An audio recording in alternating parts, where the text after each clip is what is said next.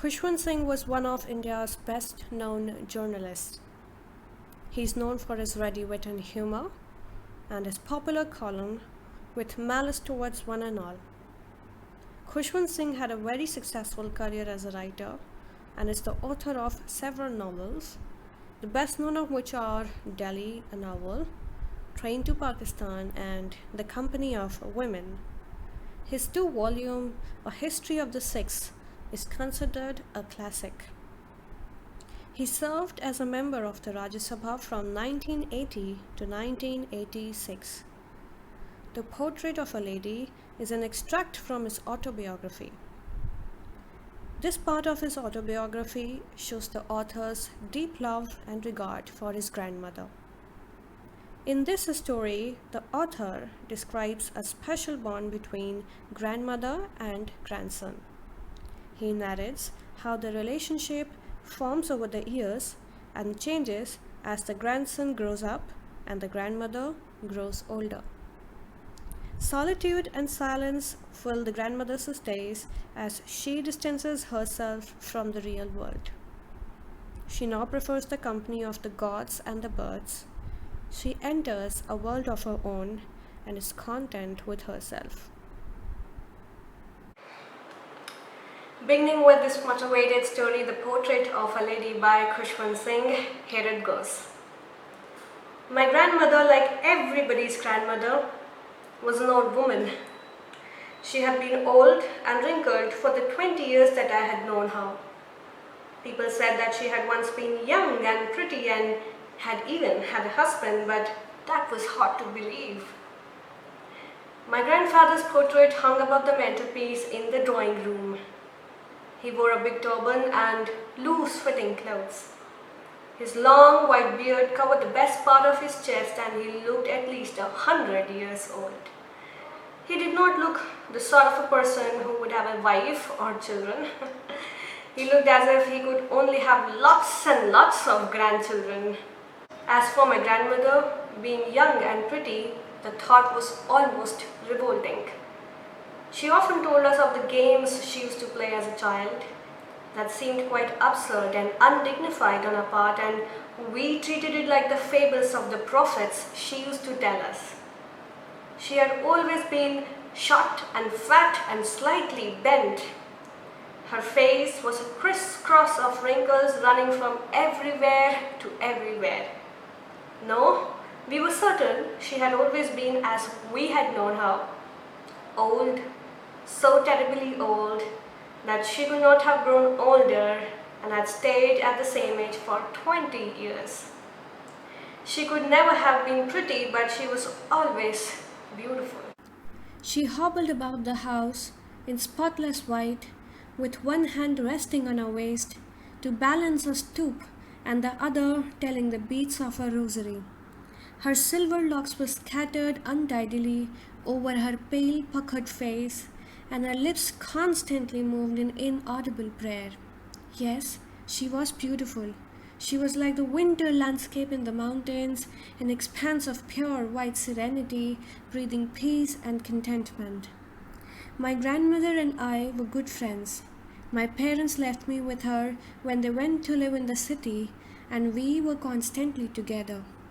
She used to wake me up in the morning and get me ready for school. She said her morning prayer in a monotonous sing-song while she bathed and dressed me in the hope that I would listen and get to know it by heart. I listened because I loved her voice, but never bothered to learn it.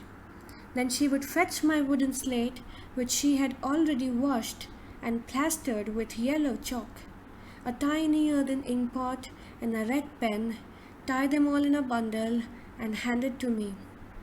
After a breakfast of a thick stale chapati with a little butter and sugar spread on it, we went to school. She carried several stale chapatis with her for the village dogs. My grandmother always went to school with me because the school was attached to the temple.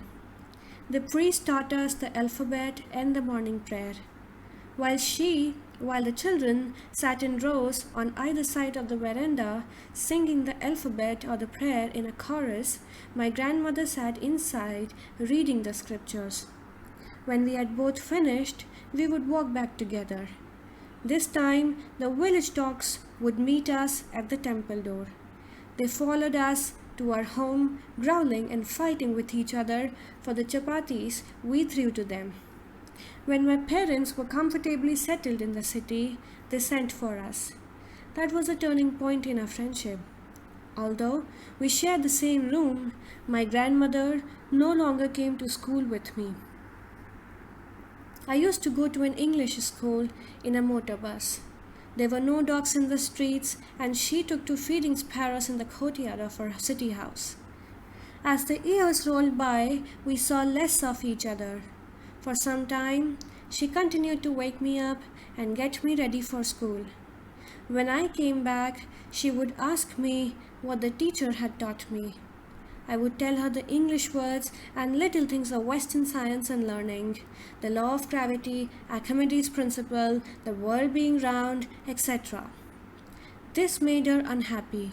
She could not help me with my lessons.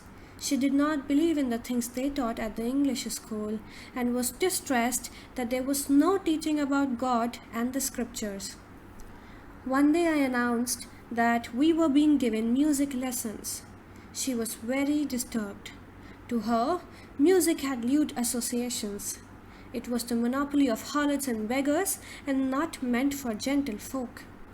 She said nothing, but her silence meant disapproval. She rarely talked to me after that. When I went up to university, I was given a room of my own. The common link of friendship was snapped. My grandmother accepted her seclusion with resignation. She rarely left her spinning wheel to talk to anyone. From sunrise to sunset, she sat by her wheel, spinning and reciting prayers. Only in the afternoon, she relaxed for a while to feed the sparrows.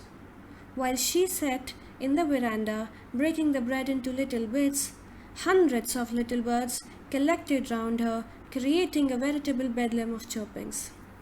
Some came and perched on her legs, others on her shoulders. Some even sat on her head. She smiled, but never shooed them away. It used to be the happiest half hour of the day for her. When I decided to go abroad for further studies, I was sure my grandmother would be upset. I would be away for 5 years, and at her age, one could never tell. But my grandmother could. She was not even sentimental. She came to leave me at the railway station, but did not talk or show any emotion. Her lips moved in prayer, her mind was lost in prayer. Her fingers were busy telling the beads of her rosary. Silently she kissed my forehead, and when I left, I cherished the moist imprint as perhaps the last sign of physical contact between us. But that was not so. After 5 years, I came back home and was met by her at the station. She did not look a day older. She still had no time for words, and while she clasped me in her arms, I could hear her reciting her prayers. Even on the first day of my arrival, her happiest moments were with her sparrows, whom she fed longer and with frivolous rebukes. In the evening, a change came over her.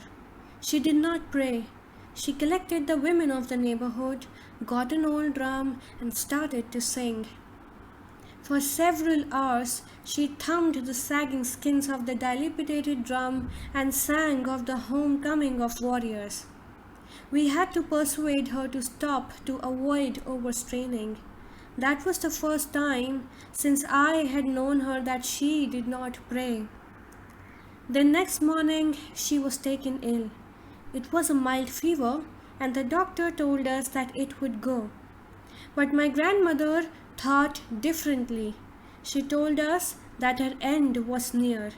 She said that since only a few hours before the close of the last chapter of her life, she had omitted to pray, she was not going to waste any more time talking to us. We protested, but she ignored our protests.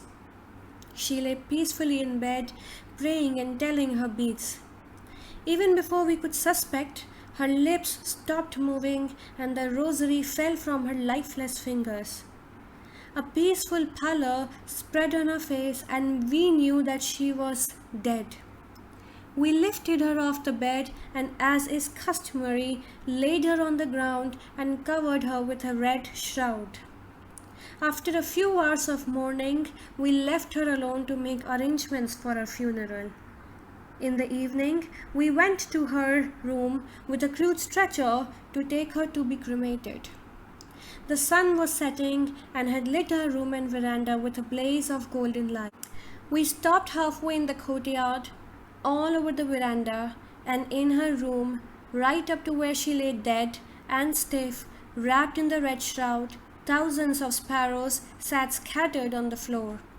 There was no chirping. We felt sorry for the birds, and my mother fetched some bread for them. She broke it into little crumbs, the way my grandmother used to, and threw it to them. The sparrows took no notice of the bread. When we carried my grandmother's corpse off, they flew away quietly. Next morning, the sweeper swept the breadcrumbs into the dustbin.